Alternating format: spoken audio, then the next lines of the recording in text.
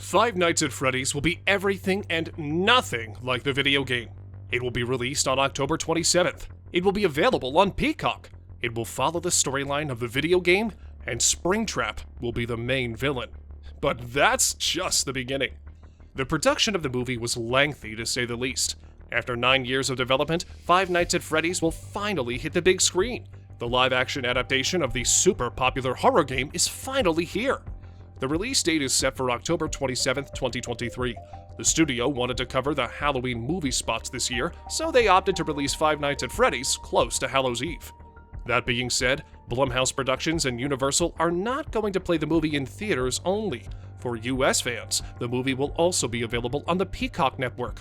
For everyone else, it's $10 a seat. Oh, cruel, cruel world.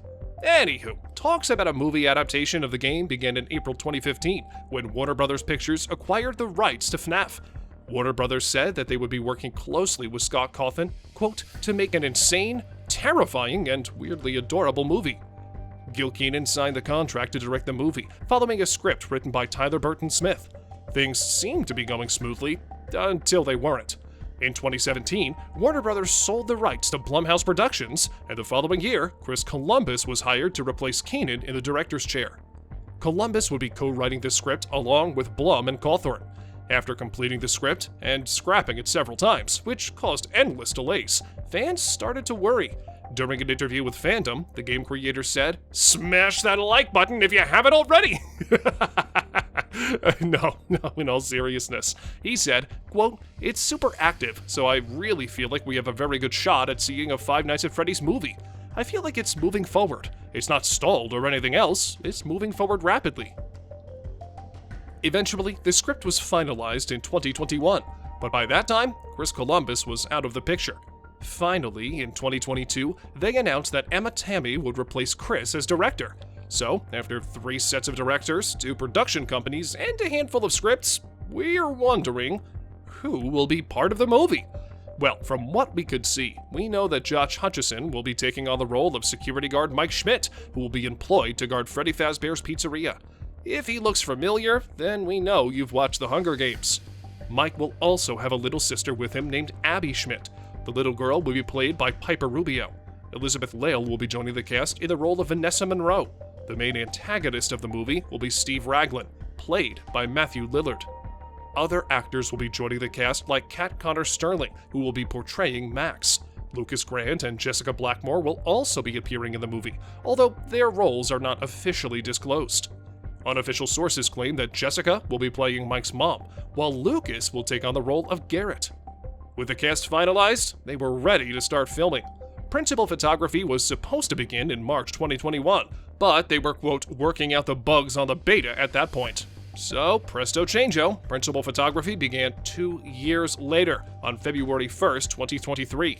Named Bad Cupcake, the project took 2 months to film and $25 million to execute. Soon after that, we had our first trailer.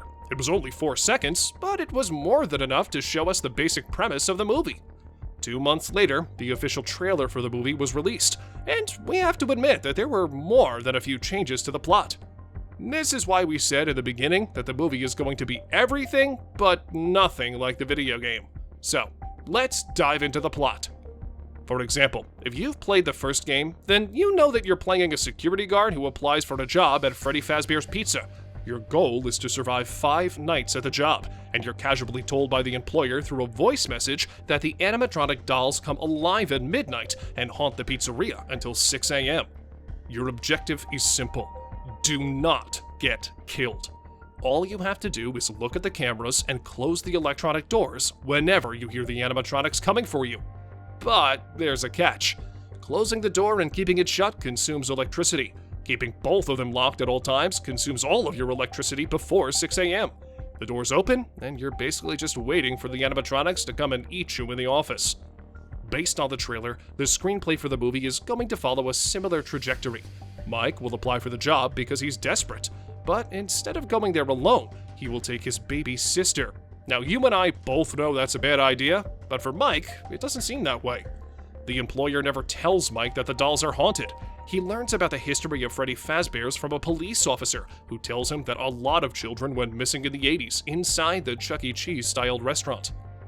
If you enjoyed the video and you want to see more, gently tap the subscribe button and get a thank you from our editors. Since that day, the business was closed down, but the owner refused to let go of the place. The police officer then warned him that the animatronics will come after him and Abby. According to the trailer, the animatronic animals will want to turn Abby just like them. We understand there's a lot going on. The games have a rich lore, so looking at how the restaurant was founded would be key to the story. William Afton and Henry Emily meet, and they instantly bond over their love for building robots. They decide to start a business together, where they would have robot animals singing and dancing. They call it Fredbear's Family Diner, their first restaurant. Eventually, as the business grew, William Afton gave Henry Emily an idea. He knew that people dancing dressed as animatronic bears would be better than dull and predictable robots, so they decided to build a spring-lock suit. The suit would be engineered in such a way that it would allow both human and autonomous control of the suit. With one crank, you remove all the gears inside, and the suit is big enough to house a human being. But this would become William's downfall. While Afton was busy working at the restaurant, his 3 children had to raise themselves. He was a single father, and Michael, the oldest, took care of his younger brother and sister. One day, Michael decided to play a prank on his brother, or the crying child, as they called the boy. They put him in the mouth of one of the animatronics as a prank, but the mechanism snapped and killed the boy. Consumed by grief, William blamed Henry for the malfunctioning toy. Eventually, he wound up killing Henry's daughter, Charlotte Emily. After the death of his son and taking the life of Charlotte, William snapped. He turned into a maniacal serial killer who went only after young children. In the 80s, he took the lives of 6 different children whose bodies were never found. Furious with William, the ghosts of the children cornered Afton one day and tried to take his life. Before they could do so, he slipped inside the spring Bonnie suit, and the ghosts of the children couldn't touch him. However, he failed to see the leak in the ceiling. His suit got wet, and the gears were released. With his body trapped inside, the children finally found closure. In the trailer, there are 6 children who will be possessing the animatronics. But we don't think the animatronics will be the main villains. If you look at the end of the trailer, you will realize that Abby is holding Freddy Fazbear's hand. The main villain will be Springtrap, the possessed suit of Spring Bonnie, with Afton's lifeless body trapped inside. There was a flash of Springtrap carrying a knife. The scene is so brief that if you blinked, you'd miss it. Springtrap, aka William Afton, will be portrayed by Matthew Lillard. If you look at the trailer, you will see that Lillard plays a guy named Steve Raglan. But that's the name Springtrap uses to hide his true identity and purpose.